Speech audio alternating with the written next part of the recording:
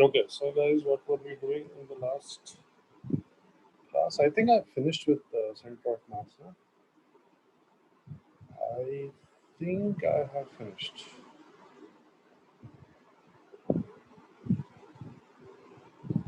हाँ, ठीक है.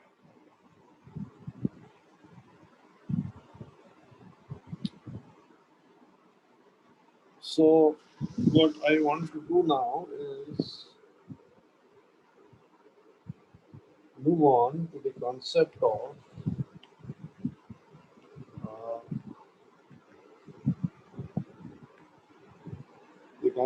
rigid bodies. So we have talked about the mechanics of point particles. We have talked about the mechanics of a collection of point particles. And now we want to talk about the mechanics of ha. ha. Now we want to talk about the mechanics of another collection of point particles, but these are very special.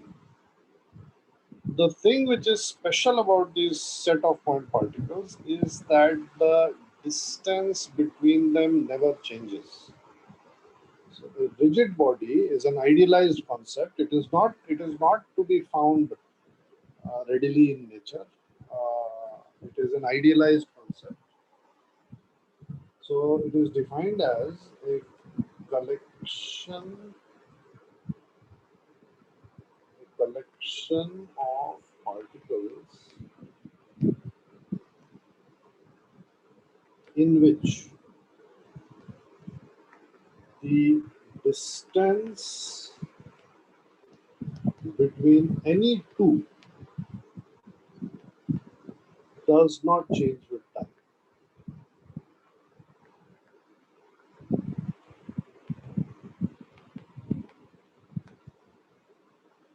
Okay, so a collection of particles in which the distance between any two particles does not change with time. The simplest rigid body, of course, would be one point particle, 2 point particle, and they are connected to each other by a massless, but rigid rod. Okay? So whatever happens, whatever kind of motion uh, this rigid body undergoes, it is guaranteed that the distance between the two particles is not going to change. So this is the simplest rigid body.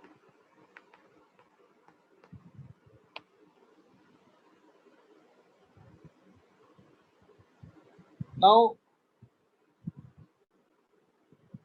it turns out that to describe the motion of this rigid body, okay, to completely describe the motion of this rigid body, the variables that we had set up when we were studying the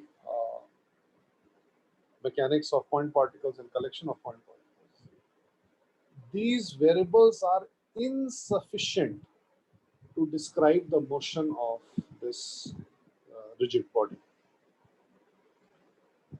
That means that if you were to analyze the motion of this rigid body armed with only the concepts of position, velocity, acceleration, force, F is equal to ma, and the work energy theorem, and the perhaps the conservation of linear momentum, then you would find that these quantities, although they are applicable here, they are applicable on this rigid body, but they are insufficient to describe the motion of the rigid body. Therefore, we need to introduce new physical variables which will be completing the sort of tools required, final set of tools, if you wish, final set of tools to analyze the motion of a rigid body, okay? Analyze the motion of anything that exists. So the first thing that we have to understand is that this rigid body is not only capable of translation, but it is eminently also capable of rotation. Therefore, not only will we talk about the position, not only will we talk about the center of mass, not only will we talk about the velocity and acceleration, we will also, in the same breath, that means for the same object, we will also talk about the angular displacement, we will also talk about the angular velocity, and we will also talk about the angular acceleration. In fact, the remaining variables required to describe the motion of this rigid body are actually angular variables, which are the rotational counterpart of the translational variables we have already studied. So in a sense, I am not really going to invent new variables. I am just going to find the rotational counterpart of the translational variables that we have been using for so long. Since a rigid body is going to not only translate or is capable of not only translating, but it is equally capable of rotating.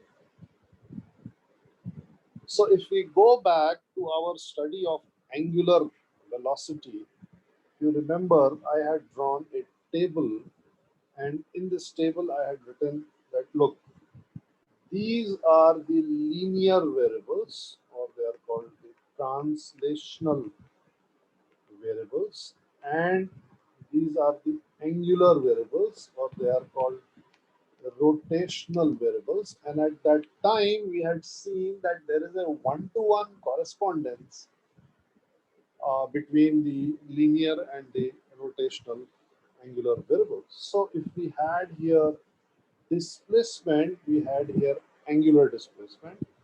If we had here velocity, we had angular velocity. If we had acceleration, we had angular acceleration. And the definition of this was exactly the definition of this. Whatever definition we used here would be the same definition we would use here. And if A is equal to constant, we get a set of equations. V is equal to u plus at, or s is equal to ut plus half at square. Right here, we would get the same thing. If alpha is equal to constant, we would get final omega is equal to initial omega plus alpha t, or we would get theta is equal to initial omega t plus half alpha t square. Right.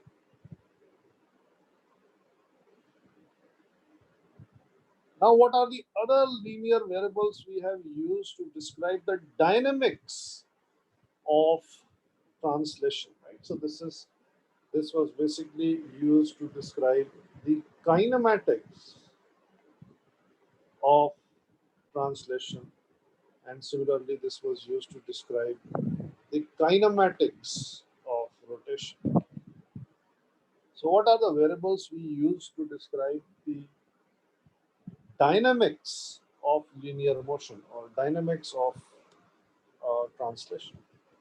Well, uh, we have force,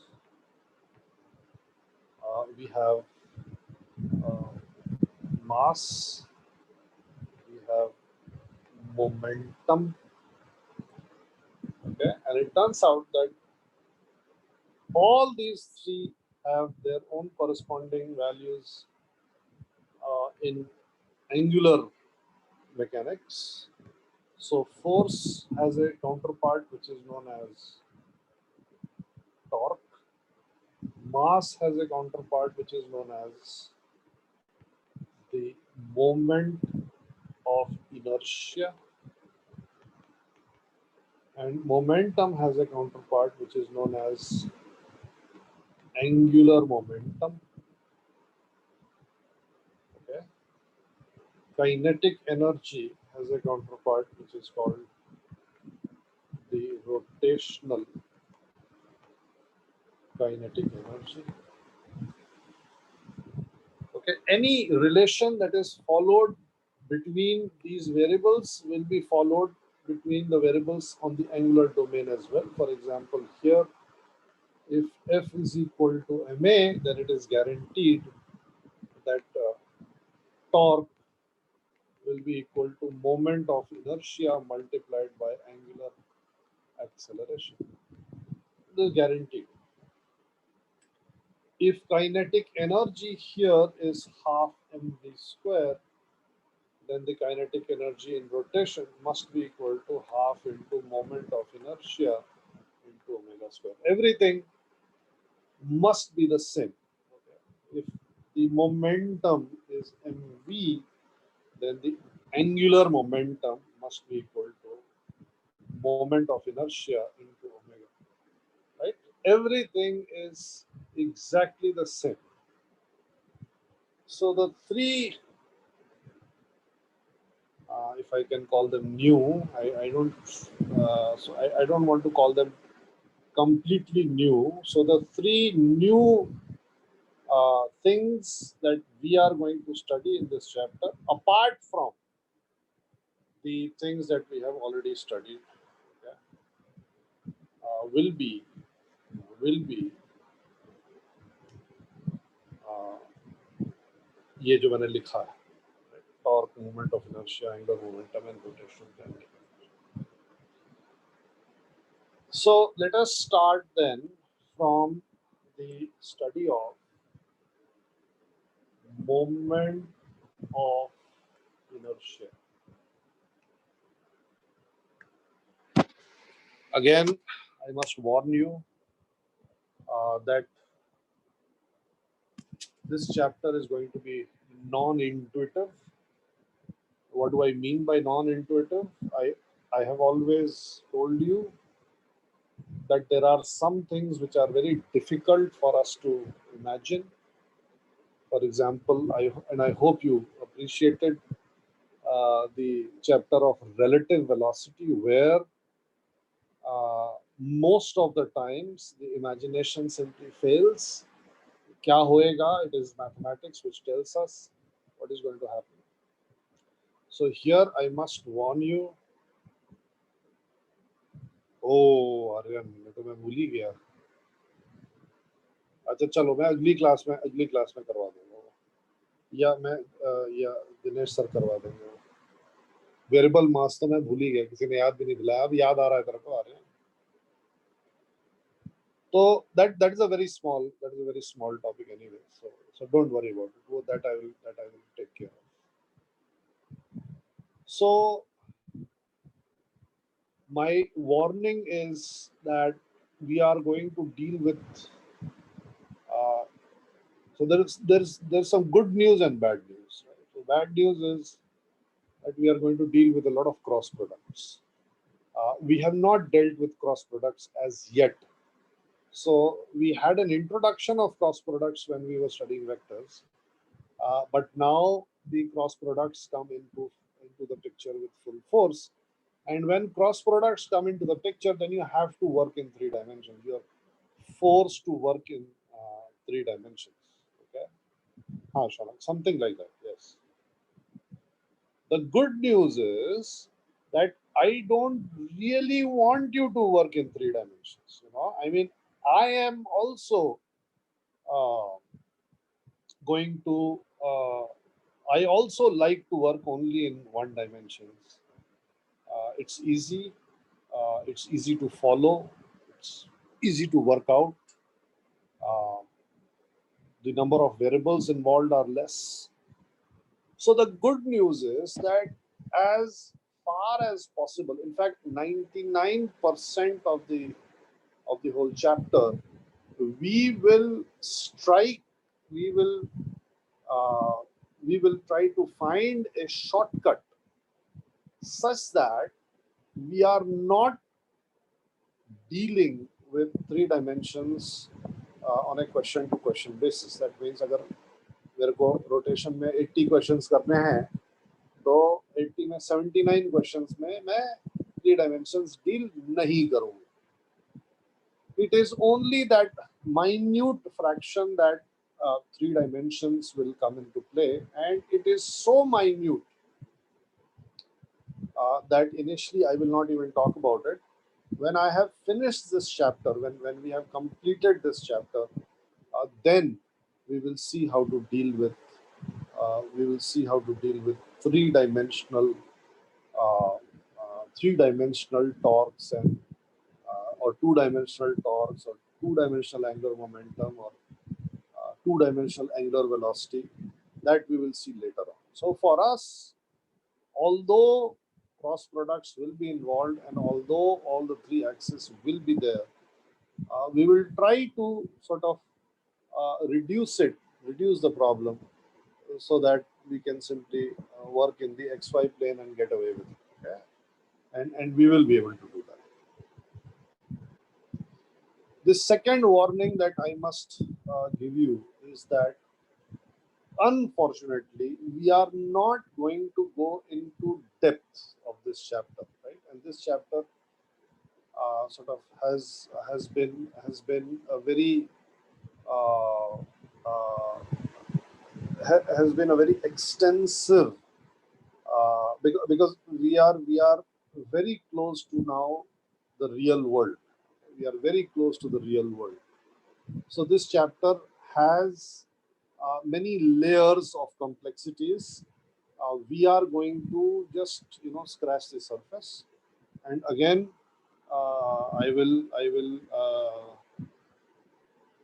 tell you wherever that complexity is arising and how to deal with that, how to forget about that complexity. Okay? I'm going to go पानी P लूं.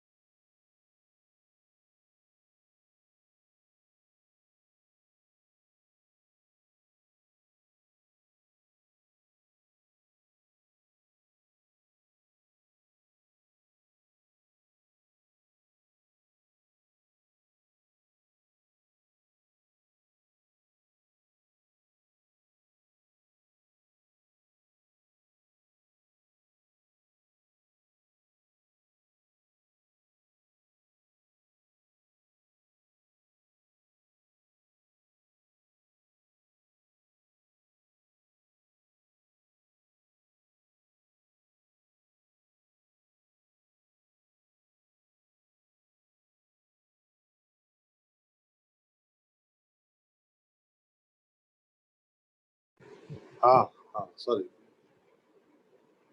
So let me show you what moment of inertia. Moment of inertia is the rotational counterpart of mass. What is mass? Mass is, we can say, from the perspective of mechanics, we are talking. Okay, we are not answering the fundamental question: what is mass?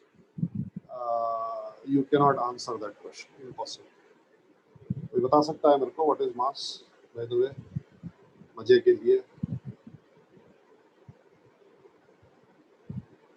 कोई बता सकता है मास क्या होता है?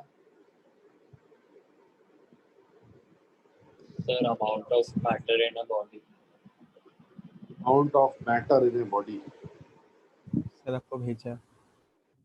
क्या भेजा? Density into volume. Ah, yes, I asked. Yes, yes, that's why I'm asking again. Sir, Ah, it is a form of energy or condensed wave. अरे बाप रे बाप, ये क्या है भाई? सर सारी केमिस्ट्री जितनी आती थी सब बोल दी. सब जो वर्ड्स मुंह में आए सब बोल दिया तुमने. हाँ सर. बहुत सही. So, so mass is something that we don't know what it is. But I am talking about from the mechanical point of view what is mass. Okay, so I'll rephrase the question. Very good, Sanjay. Mass is a measure of inertia, right? From the mechanical point of view, mass is a measure of inertia. What is inertia?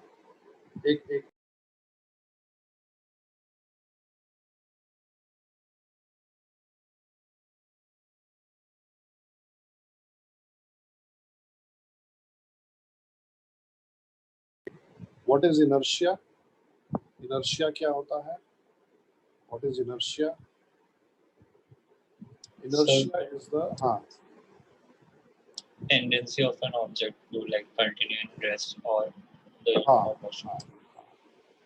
ये मैंने Facebook पे बहुत बढ़िया video देखा. उसमें क्या था कि ट्रैम्पोलिन के ऊपर एक टॉय डायनासोर रखा था. I wonder if you have seen this. और उसके बाद से दे dropped a heavy ball on the trampoline and they shot the video in slow motion. I'll send the. I think I have the video.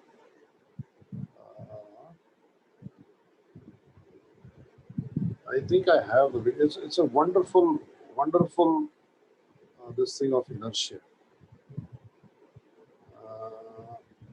ये वाला है क्या?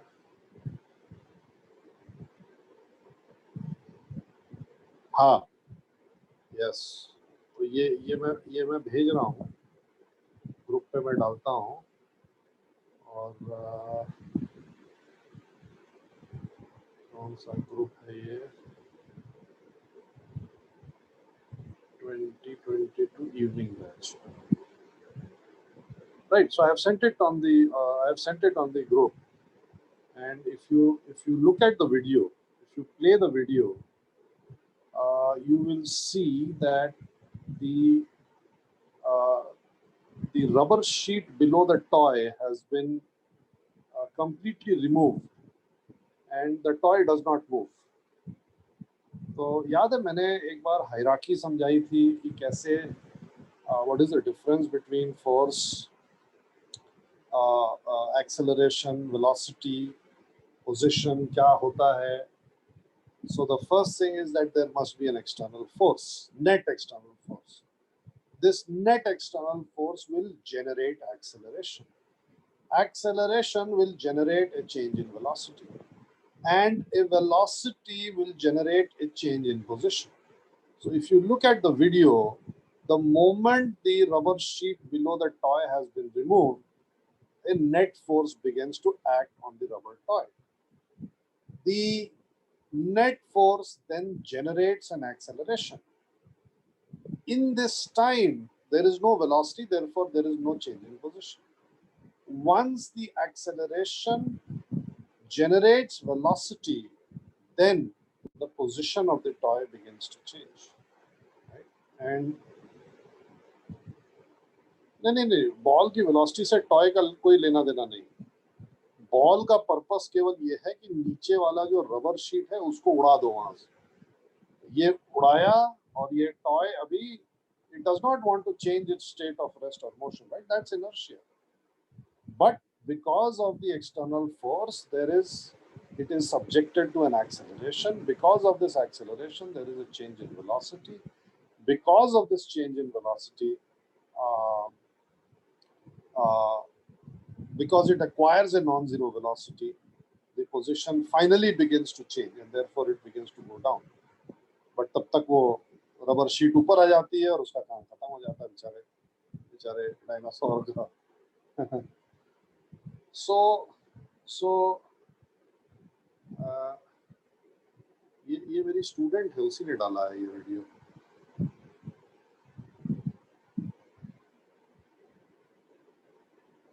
When we break a balloon, yes, when you break a water balloon, the water actually maintains the shape of the balloon. Yeah. So inertia is basically inertia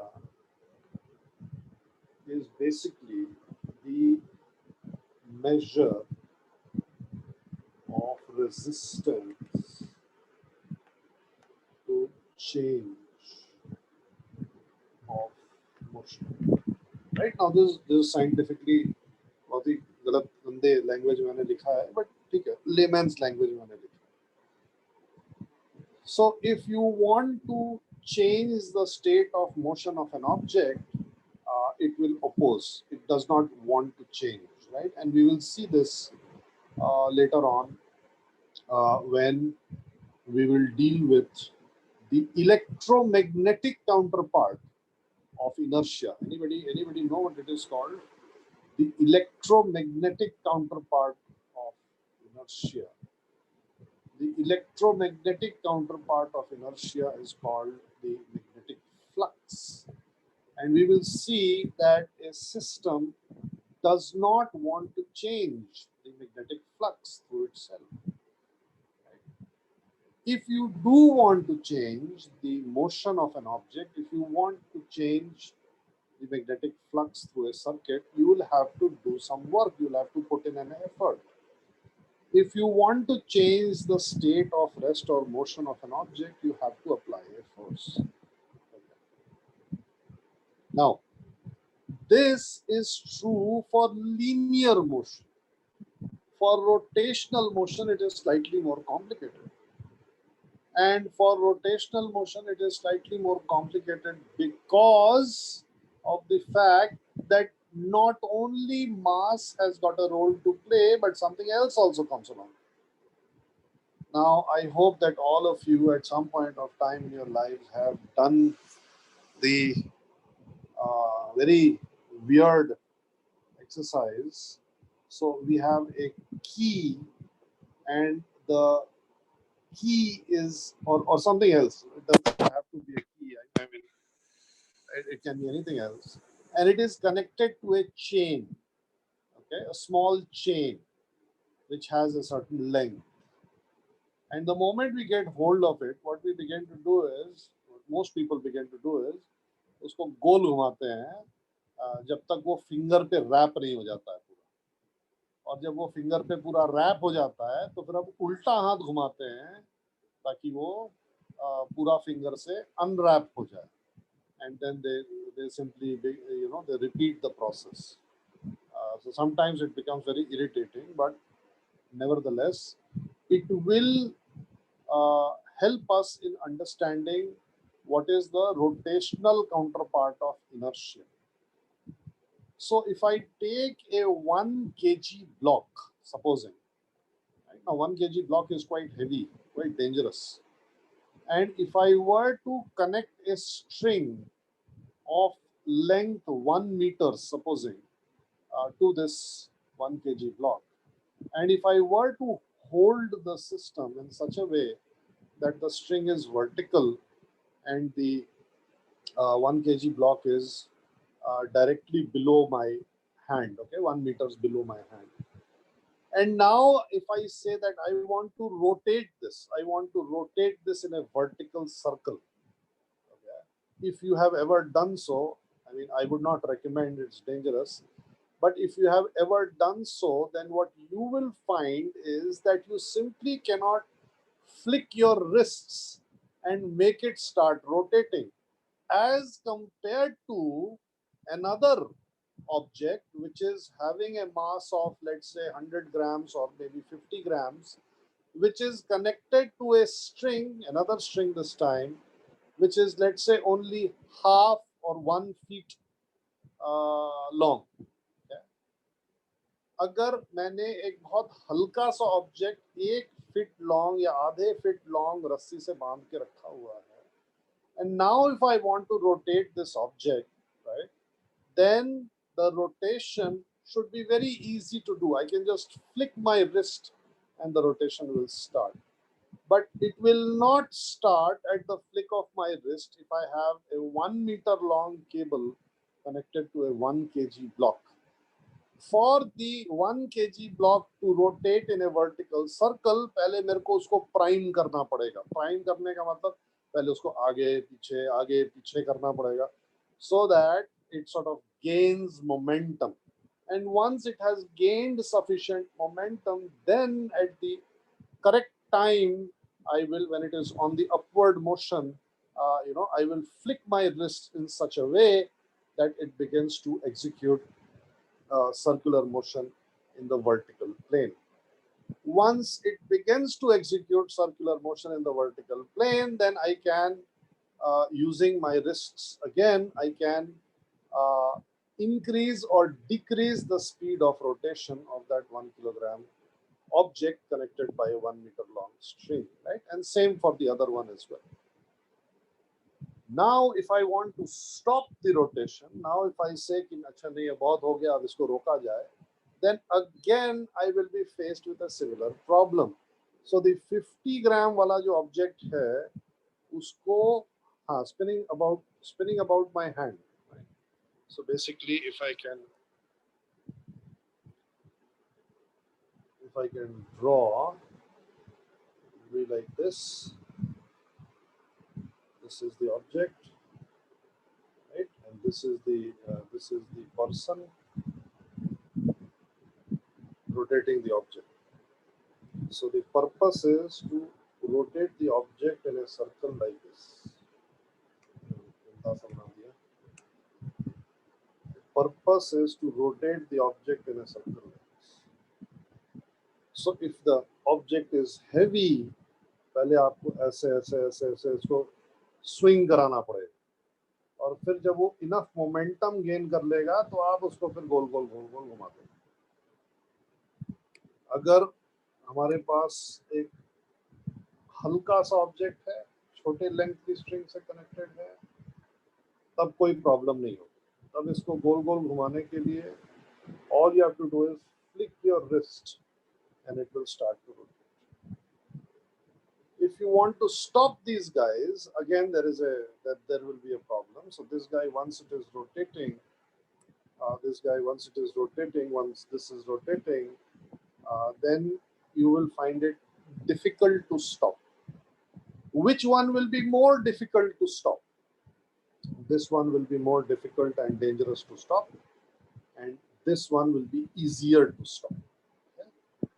So it turns out that the resistance to circular motion, resistance to angular motion, does not only depend on the mass of the object, it also depends on the radius of the circle along which you want to rotate it. Okay. So this quantity called moment of inertia, which is the rotational counterpart of mass, must be dependent on not only mass, but it must also be dependent on the radius of rotation. It must be dependent on the radius of rotation. Let's see how I can utilize, how I can uh, uh, exploit this table to find an expression for moment of inertia. So, नहीं, friction translational inertia थोड़ी ना, friction force है. Friction is a force. So rotational kinetic energy is half I omega square. Okay, half moment of inertia omega square. Let's see if I can exploit this. So what I have now with me is a rotating disk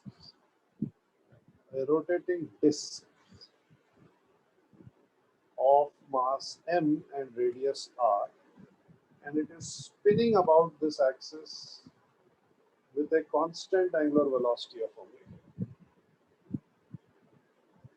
So what I want to do is I want to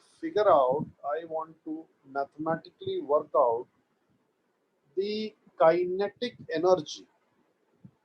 I want to mathematically figure out the kinetic energy of this disk. Should be easy to do.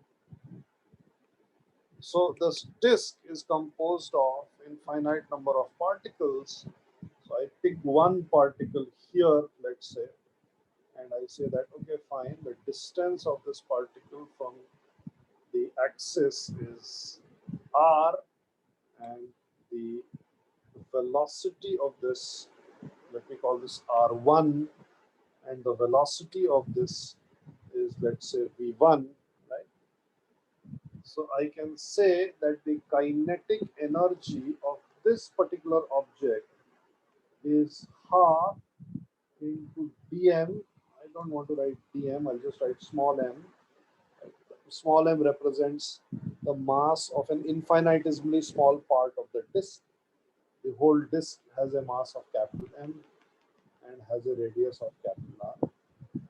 Half m v1 square plus half m v2 square, and so on up till half m vn square, where v1 is the velocity of this particular part of the disk. This is another part of the disk, maybe at radius r2, and it has a particular velocity v2. Maybe there is another part of the disk right at the edge here, and this is, let's say, r3, which will be equal to r actually, and this is velocity v3. How? Integrate, I don't want to integrate. I don't think there is a need for integration right now. So I just want to derive an expression for what is the rotational counterpart of mass. So this is the kinetic, and this will be the kinetic energy of the disk, right? I hope everybody is agreeing with this. This makes eminent sense. If I have a disk which is rotating, and if somebody asks me to find the kinetic energy of the disk, then what I do is I look at, I divide the disk into small parts, small bits, and I calculate the kinetic energy of each and every bit, and I add up all the kinetic energies. And when I add up all the kinetic energies of each and every bit, I should get the kinetic energy of the disk. Right? Now I notice that V1 is equal to R1 omega, V2 is equal to R2 omega, and so on. So Vn will be equal to Rn omega.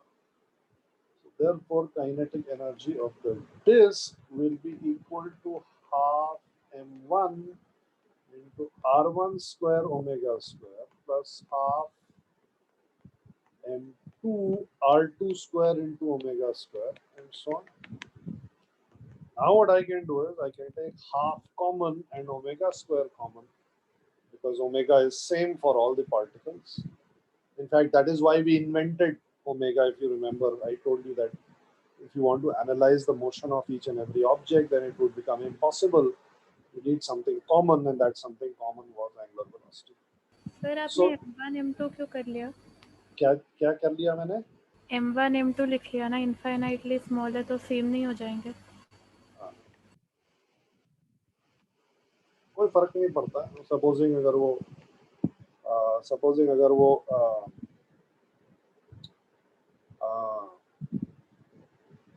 Non uniform disc है तो M1 M2 हो जाएगा। Uniform disc है तो सारे M same रहेंगे in either case. So in the brackets I get mr1 square plus mr2 square plus mnrn square. In fact मेरे को अब आदत ही हो गई तो कर ही देते हैं m1 m2 m3 m1 m2 m3 one and two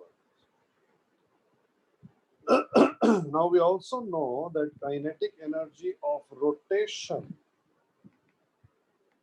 must be given by half moment of inertia into omega square, right? Since this is the rotational counterpart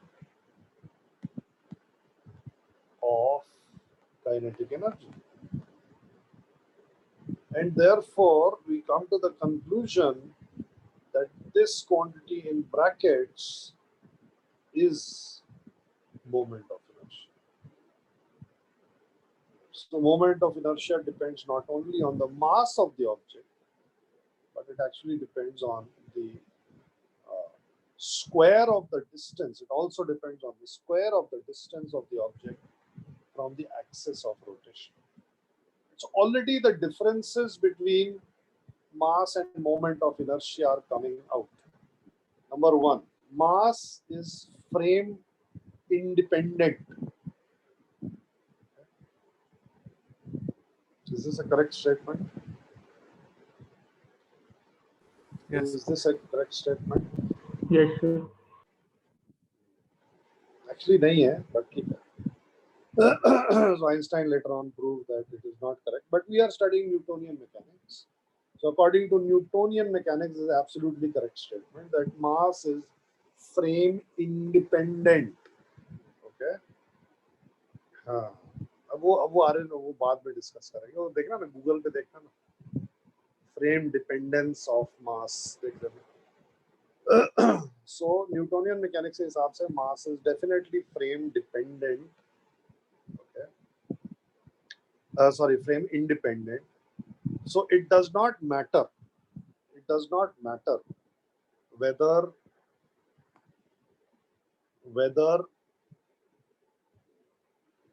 I am looking at a block from one coordinate axis or another coordinate axis. The mass of the block will always appear same to me.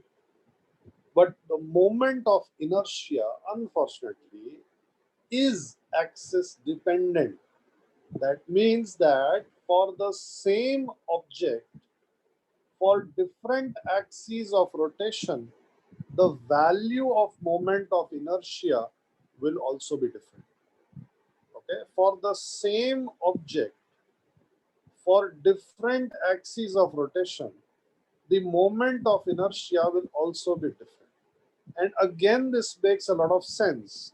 If you take your copy right now, and if you try to rotate it about an axis passing through its center, जैसे लोग basketball को अपने fingers पे rotate करते हैं, if you do that, then the effort required will definitely be less than the effort required to rotate the same copybook while holding one corner, about one corner. तो आप एक corner से अगर आप उसको पकड़ के रोटेट करना चाहोगे और अगर आप उसको मिड पॉइंट से पकड़ के रोटेट करना चाहोगे, इन दोनों में जो एफर्ट रिक्वायर्ड होएगा वो डिफरेंट होएगा. Right? So all objects have different moment of inertia. Sorry, the same object has different moment of inertia depending on the axis of rotation. Right? This is a very big difference between mass and moment of inertia. Mass है, मैंने बोल दिया 2 kilo है, कहानी खत्म हो गई. हाँ भाई 2 किलो है, चलिए आगे बढ़िए. You cannot now sort of, there is no other alternative. It cannot be that somebody else comes and says कि मैं तो ऊपर से देख रहा हूँ तो मेरे को 20 किलो दिखाई दे रहा है. ऐसा नहीं पॉसिबल. लेकिन रोटेशन में रिजिड बॉडीज के लिए ये बिल्कुल पॉसिबल है कि अगर सेम ऑब्जेक्ट के लिए दो ऑब्जर्वर ने दो अलग अलग एक्सिस के अबाउट मोमेंट ऑफ इनर्शिया निकाला तो वो डिफरेंट आएगा. Again, because moment of inertia depends not only on the mass, but it depends on the distance of the mass from the axis of rotation. So the axis of rotation will govern what the value of moment of inertia is. So before we go into the कि moment of inertia क्या होता है और क्या और depth में जाएं, let's do a couple of questions first. Bracket में क्या लिखा है? Rotational counter part of kinetic energy. Rotational counter part.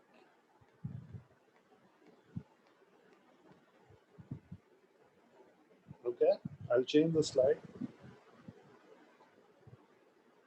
So for us, moment of inertia is summation MIRI square, where RI is the perpendicular distance from the axis of rotation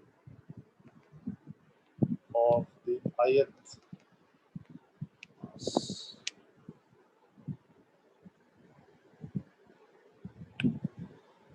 moment of inertia centre of mass के axis पे हमेशा less होगा, ये हमेशा true ही रहेगा, या फिर exceptions होंगे इसमें? नहीं, मोमेंट ऑफ इनर्शिया हमेशा as compared to parallel axes, not other axes. So in a set of parallel axes, the moment of inertia will be the least of that axis about if it is passing through the center of mass of the object. Okay? वो देखेंगे, we'll see that. नहीं, axis of rotation should always include center of mass. बिल्कुल नहीं.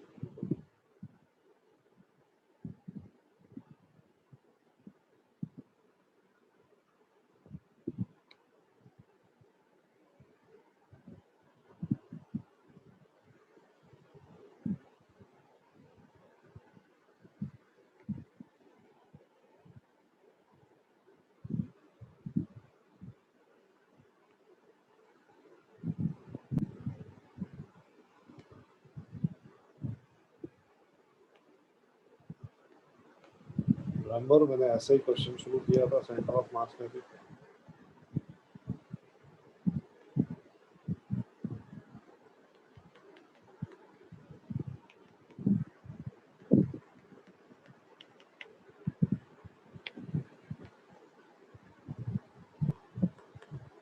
So if I were to ask this question, would it make sense? If I were to ask this question, would it make sense? No, sir. No, it would not. It is a meaningless question. You cannot define. Axis defined नहीं है. बिल्कुल सही. जब तक axis नहीं define होएगा तब तक मोमेंट ऑफ इनर्शिया आप डिफाइन ही नहीं कर सकते. Right? Find the moment of inertia about x-axis, y-axis, z-axis,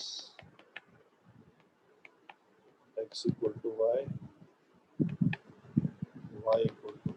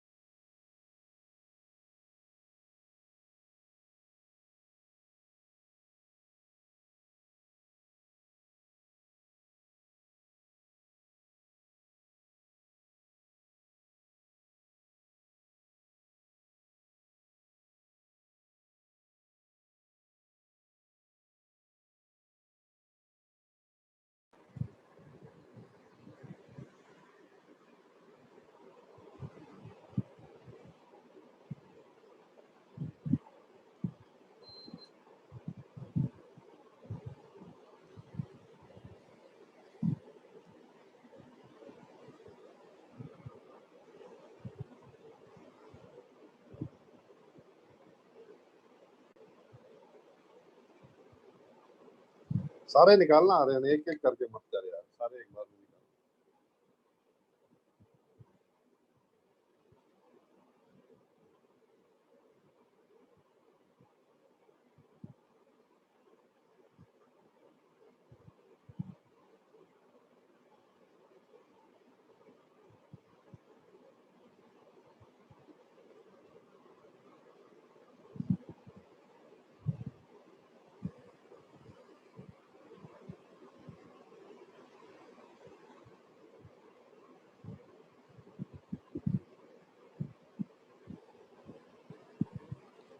equivalent नहीं बोला मैंने खुशी, मैंने इक्विवेलेंट नहीं बोला, मैंने बोला moment of inertia is the rotational counterpart of mass. Equivalence नहीं है उन दोनों चीजों में। जिस तरीके से मास ट्रांसलेशन मोशन में resistance to change in motion measure करता है, उस तरीके से रोटेशन में moment of inertia resistance to change in rotational motion measure करता है। अगर एक ऑब्जेक्ट का मोमेंट ऑफ इनर्शिया बहुत हाई होएगा तो उस ऑब्जेक्ट को रोटेट करना बहुत मुश्किल होएगा। And the moment of inertia not only depends on mass, but it also depends upon distance from axis of rotation. This means that if you take a 1 gram mass and if you have a string of, I don't know, 100 kilometers, and उसके and पे आपने 1 ग्राम का मास लटका के रखा है, तो उसका moment of inertia would be sort of equivalent to अगर आपने 1 किलो का मास आई थिंक 10 मीटर या 100 मीटर पे रखा होगा, which you can work out. Okay? So moment of inertia is not equivalent to mass, it is the rotational counterpart of mass. Okay?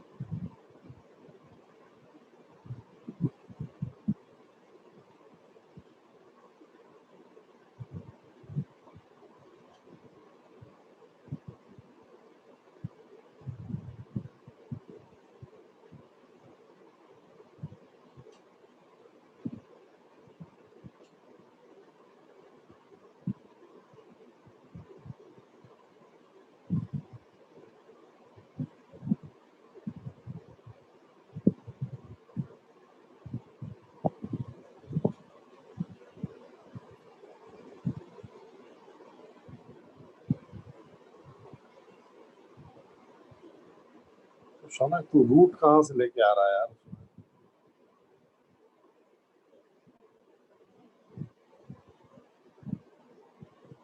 हाँ बात सही है।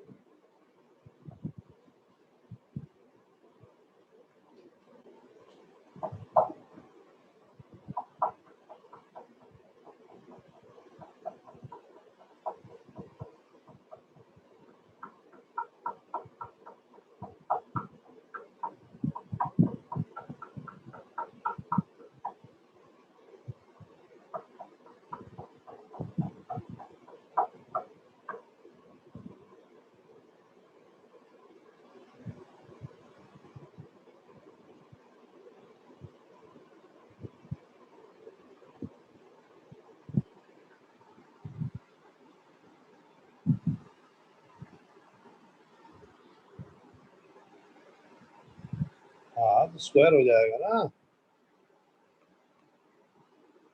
ये डिस्टेंस कितना है? 2√3 या 2/√3, याद नहीं मेरे को क्या आता। कितना डिस्टेंस है ये? √3.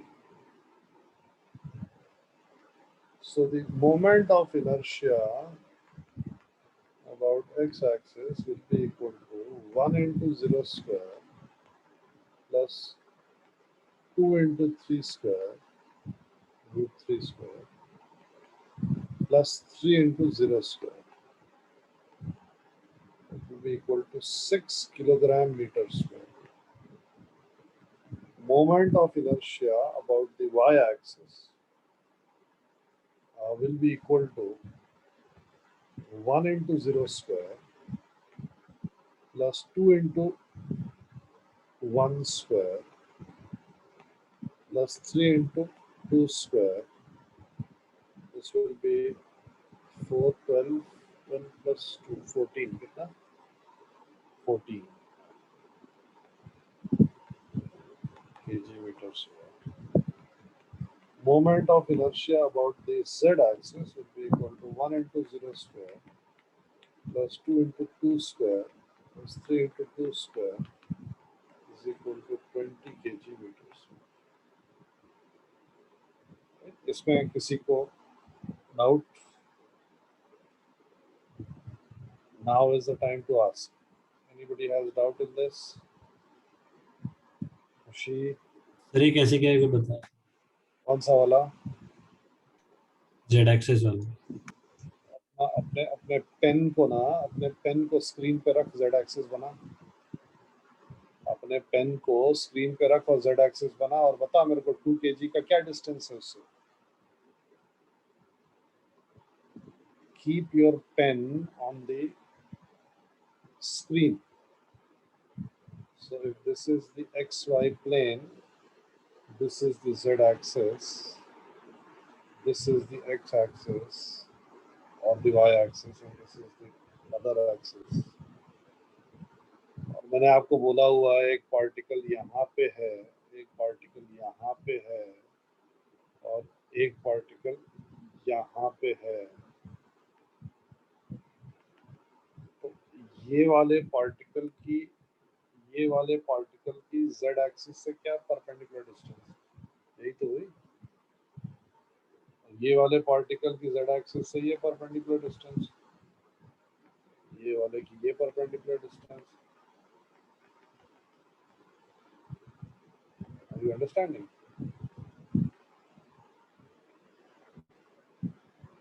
ठीक है आया सर। समझ में? आया? हाँ आ गया। खुशी आ गया समझ में? हाँ सर। और सोहम, चैतल, आयुष, ब्राह्मण आ गए? सो गए क्या भाई सब लोग यार? Yes sir.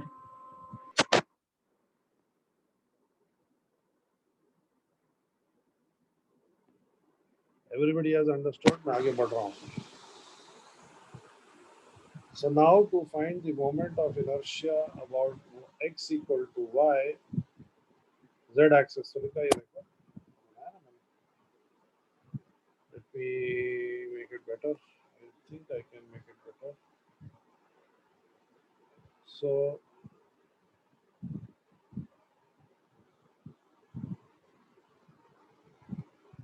this is object 1, this is object 2, this is object 3, this is the z axis. What is the perpendicular distance of the 2 kg block from the z axis?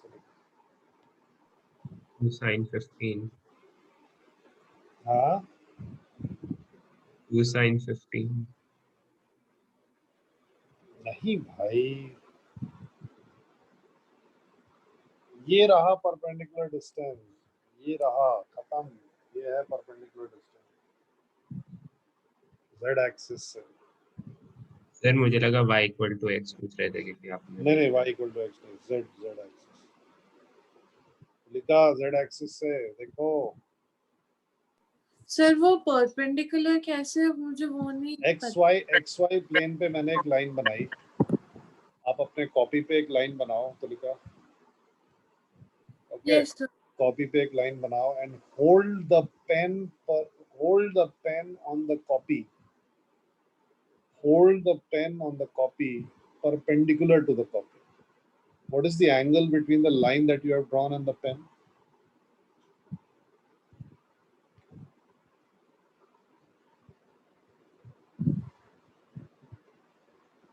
बताओ.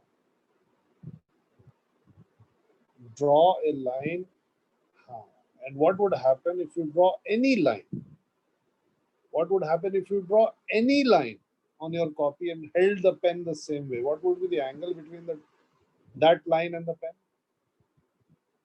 90 degrees sir. Yeah. So this is any line in the xy plane, right? And I'm asking you the angle. I'm asking you the angle between this line and the z-axis. What will be the angle? Understood sir. Okay, let's. हाँ हाँ बिल्कुल सही. So for the D part and the E part, then all you really have to do is find the coordinates of the three particles and just find the perpendicular distance of these coordinates from the given straight line. So the coordinates of this will be 1 comma root 3. This will be 2 comma 0. This will be 0 comma 0. And we want to find the distance from this straight line. So using perpendicular distance is equal to, if I remember correctly, upon root of a square. अरे इस case में थोड़ी trigonometry से हो जाएगा. हाँ इस case में थोड़ी सी ज्योमेट्री और ट्रिग्नोमेट्री से हो गया था. अच्छा ऐसा है क्या? ज़्यादा नहीं लगा था. एंगल चेजिंग हाँ ठीक है ठीक है. Any which way you want you can do this. The answer to the two questions is 10 minus 2 root 3 and 10 plus 2 root 3. So moment of inertia about x-axis, sorry, y is equal to x-axis and minus 2 root 3. Moment of inertia about y is equal to minus x and plus 2 root 3 kilogram meter square.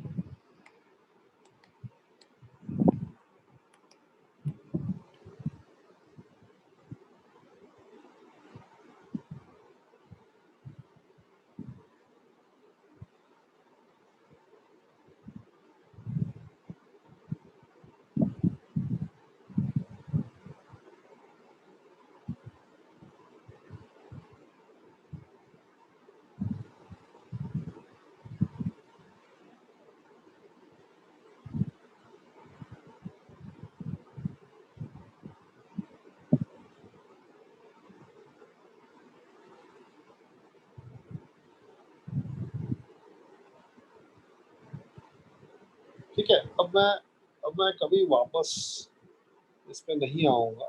Very rarely will come back to point particles and their moment of inertia because it's very simple. So before we move on to moment of inertia before we move on to the main sort of main content of the chapter, I want to talk briefly about the concept of moment of inertia. Now, what I say I don't know whether it will make sense to you or not at this moment, but these are some things which you must know. So first, let's get rid of the obvious things. Symbol is I, and the units is kg meter square. Now, anybody willing to take a risk to tell me whether you think moment of inertia is a vector quantity or a scalar quantity. Anybody willing to take a risk to tell me whether the moment of inertia is a vector quantity or a scalar quantity?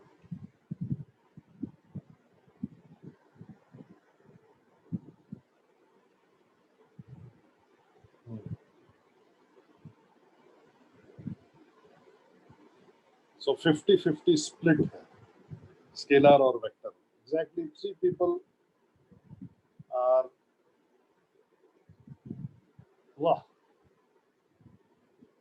So now there is थोड़ा scalar के पास थोड़ा वो हो गया, बढ़ गया.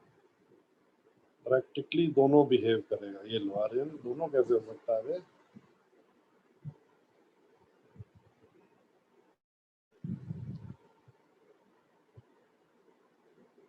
So I think we have had a similar discussion before.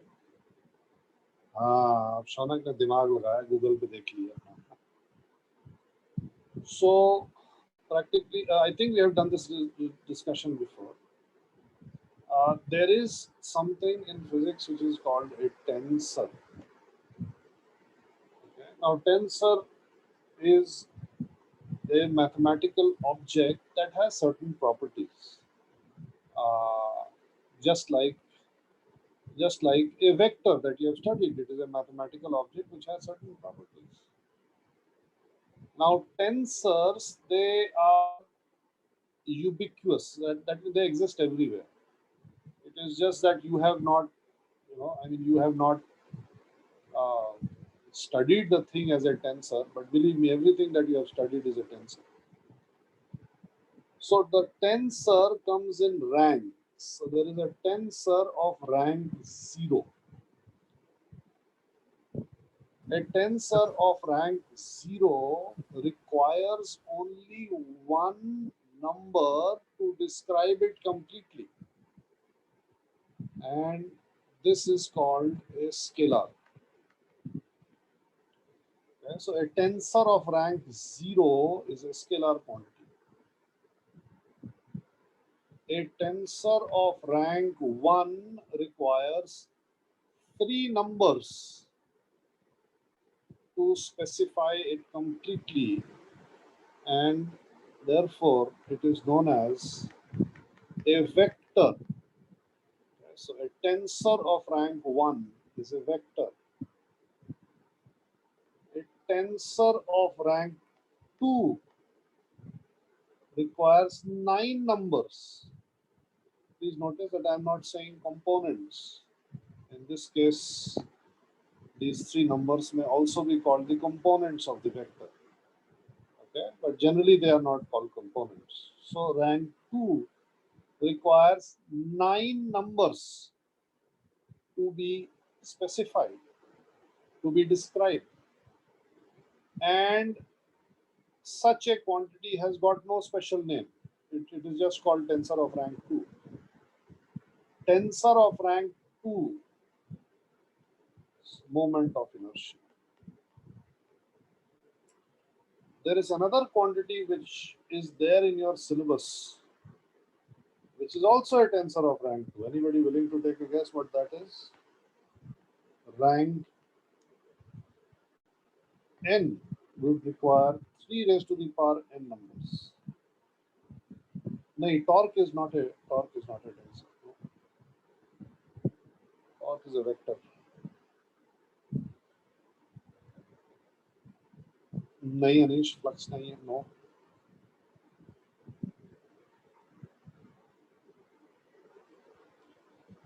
Anybody willing to? नहीं. There will be a quantity which will be called stress. It will come later on. That is also a tensor of rank 2.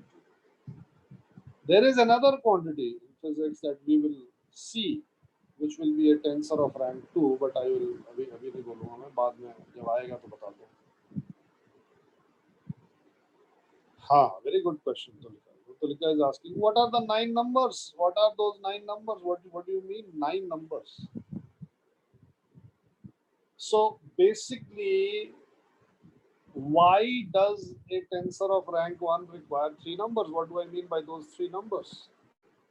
How do 3 numbers describe a vector?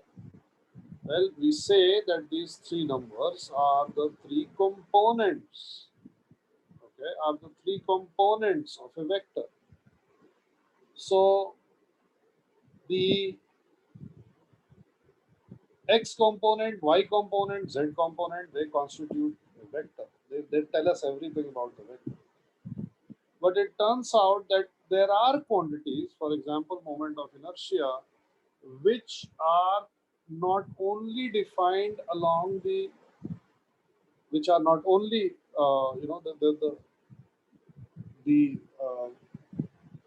value of moment of inertia along the x-axis, along the y-axis, along the z-axis, that does not completely define the object that we are talking about. Remember that moment of inertia is the rotational counterpart of mass. And mass tells us the resistance to translational motion, change of translational motion, and moment of inertia tells us the resistance to rotational motion, right? Okay. So to calculate the strain, नहीं strain नहीं है, stress है. मैंने उल्टा बोल दिया क्या? नहीं, I don't think so. So to describe the resistance to rotational motion, you require to measure the moment of inertia of an object not only about the x, y, z axis, but also about the other axes. What are the other axes? वो जो other symmetrical axes हैं, x equal to y, x equal to minus y. और अगर हम 3 dimension में चले जाएंगे तो कितनी एक्सेस हो जाएंगी? अगर हम 3 डायमेंशन में चले जाएंगे तो ये सिमेट्रिकल एक्सिस कितनी हो जाएंगी? तुलिका बताओ. सर 6. हाँ, 6 सिमेट्रिकल एक्सिस हो जाएंगी और 3 XYZ एक्सिस हो गई. So you get the 9 numbers. So the 9 numbers are merely moment of inertias. Well, actually, I mean, that's not exactly correct what I'm saying. So moment of inertia about the 3 axis is there, and about the other axis we define something else. It is not called the moment of inertia, it is called the product of inertia. But we won't go into that right now. But unfortunately, tensors of rank 2 are not in our syllabus. You don't know how to handle them. Okay, you don't know how to handle them. Therefore, what we will do is we will assume that moment of inertia is scalar, right? We will assume that moment of inertia is scalar quantity. ठीक है ना?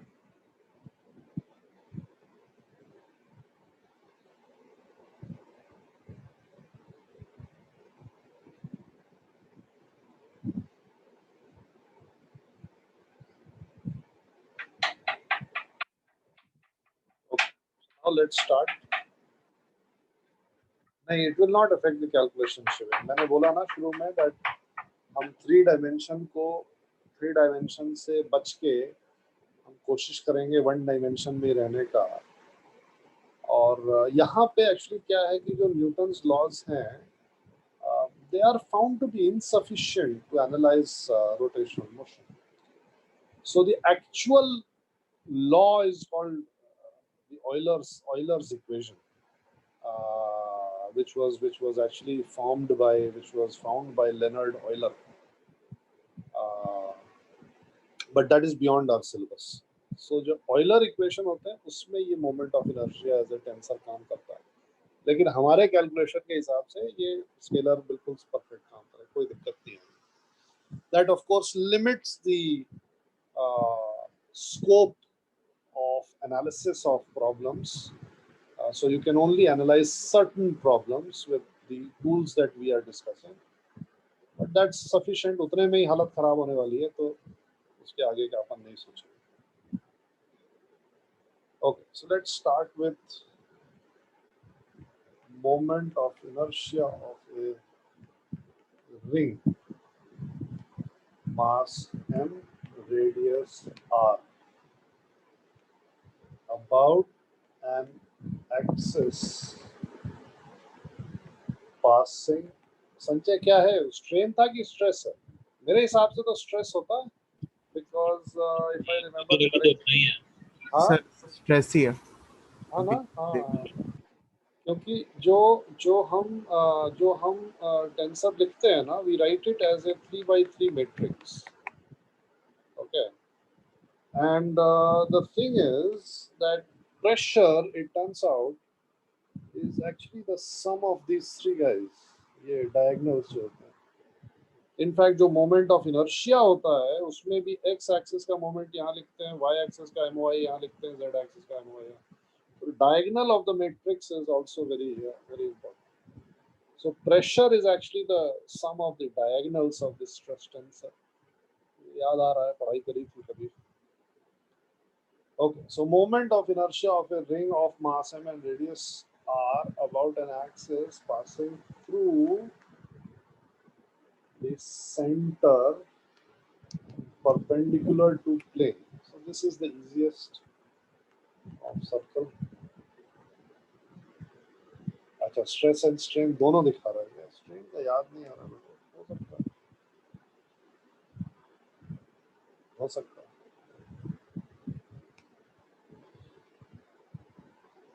चलो, back to planet Earth now.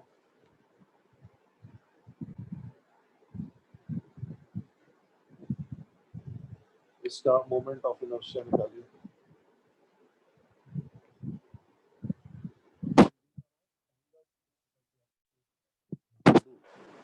Okay, in fact, I'll give you this as homework. You have to find the moment of inertia of a ring, disk, hollow sphere, solid sphere. Okay. Hollow cone, ये याद नहीं रखना है. Solid cone. Okay. इतना इतना इतना try and हाँ, mr square सीधा शौनक बिल्कुल सही. इसमें इंटीग्रेशन भी नहीं करना है रिंग वाले में. You don't have to integrate also. This is simply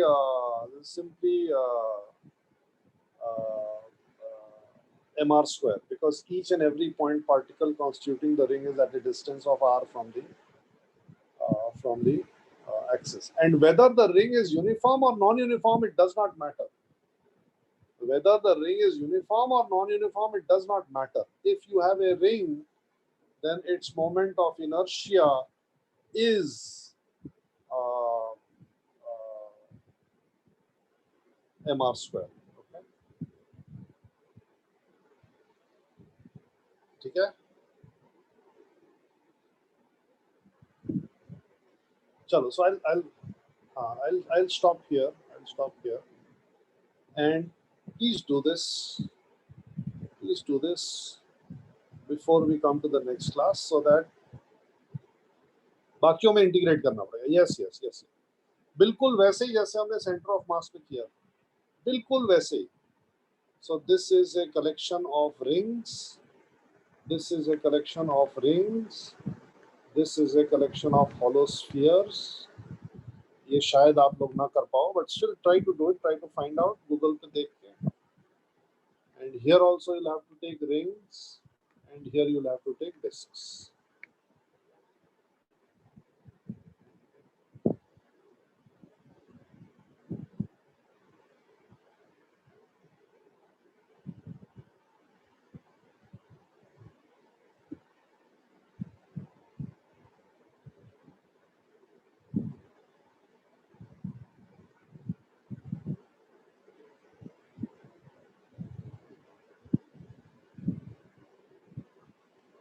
Okay. Chalo. So I'll see you in the next class. Please finish this so that we can get into finding moment of inertia of more complicated objects. These are the standard objects जिसका moment of inertia हमको वैसे भी निकालना है. चलो, I'll see you in the next class then, guys. Okay. चलो, bye bye, bye guys.